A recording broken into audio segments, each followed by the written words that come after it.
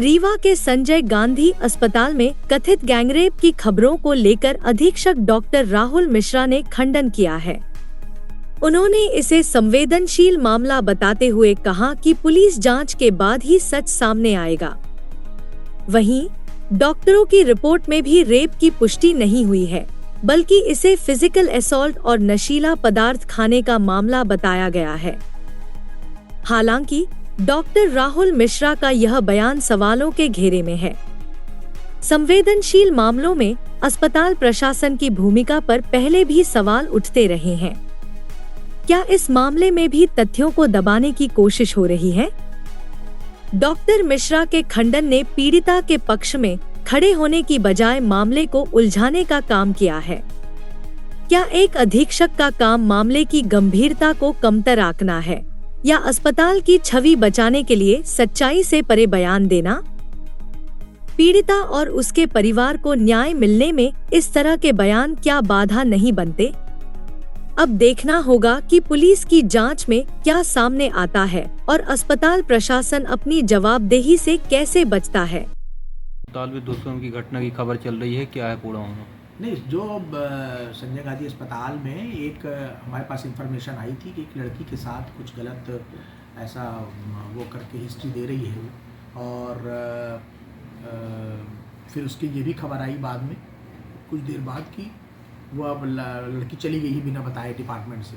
और डिपार्टमेंट में जांच में ये आया कि उसमें कोई प्राइवेट पार्ट्स में कोई ब्लीडिंग नहीं थी और कोई ऐसा कुछ एक्सटर्नल इंजरी के साइन नहीं थे। तो हमने तुरंत पुलिस को सब जांच के लिए सौंप दिए हैं पेपर्स और पुलिस अपनी जांच कर रही है, क्योंकि ये संवेदनशील मामला है इसलिए और उसमें ज़्यादा बोलने की का नहीं बनता है। ऐसा कुछ नहीं है, कोई गैंगरेप की ऐसी घटना नहीं, ऐसा बिल्कुल मैं नहीं कहूँगा, क्योंकि जो उनका उसका बयान है, जो पीड़िता का वहाँ बयान है, दो डॉक्टरों को दिया है प्रथम दृष्टया, उसमें उसने कुछ फिजिकल असॉल्ट और कुछ ऐसा नशीला पदार्थ का ऐसा कुछ खिलाने की बात कही है और एग्जामिनेशन में भी ऐसा कुछ नहीं लगा है कि उसके साथ ऐसा कुछ हुआ। पुलिस ने 2 वार्ड बॉय को अभी रक्षा में लिया है अभी। हाँ, ये पता चला है, क्योंकि हम लोगों ने उनको जांच सौंपने के लिए पेपर्स दिए थे, तो हो सकता है उसी तारतम्य में उन लोगों ने वो जांच कर रहे हों, बैठा के पूछताछ कर रहे हैं। लड़की अभी थाने नहीं आई, कुछ ऐसा कुछ नहीं अभी ऐसी हमको तो सूचना नहीं है कि उसकी तरफ से कोई ऐसा कोई सूचना पुलिस में दी गई।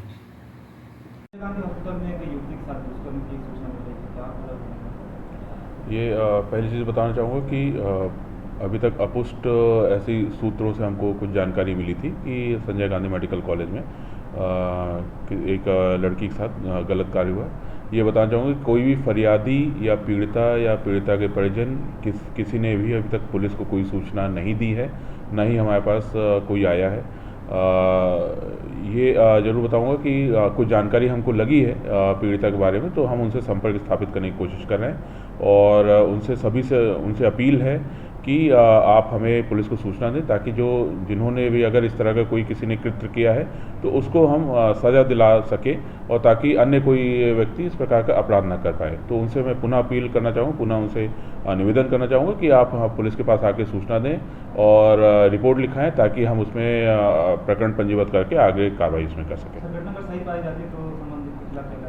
निश्चित रूप से उसमें क्योंकि ये जघन्य घटना मानी जाती है और इसमें अगर पाई जाती है और पीड़िता हमें आके रिपोर्ट करती है तो उसमें हम निश्चित रूप से वैधानिक कार्रवाई करेंगे और कड़ी उसको सजा दिलवाएंगे। अस्पताल प्रबंधन पूरा जो है छिपाने का कर रहा है। अब ये जो पीड़िता आएगी या फरियादी आएगी उसके बाद ही हम कुछ उसमें कमेंट कर सकते हैं कि क्या रहा है पूरा और क्यों पूरा घटनाक्रम क्या है, उसी आधार पर हम आगे बता सकते हैं।